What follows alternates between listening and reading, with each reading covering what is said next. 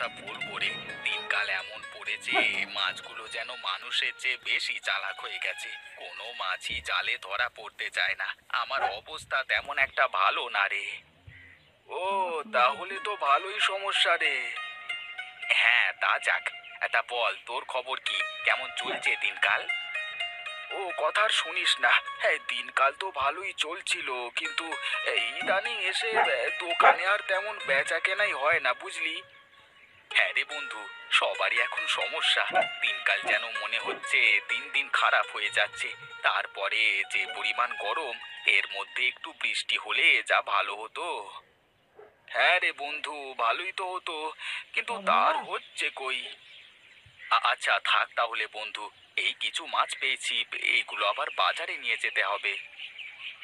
ঠিক আছে বন্ধু, যা।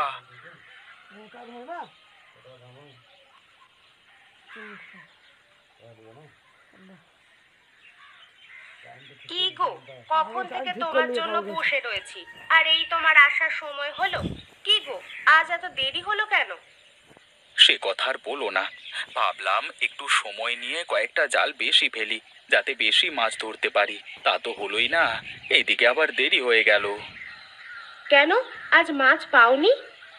না না, পেয়েছি, কিন্তু খুবই কম। এর থেকে বাড়িতেই রাখবো কি, আর বাজারেই বা বিক্রি করবো কি?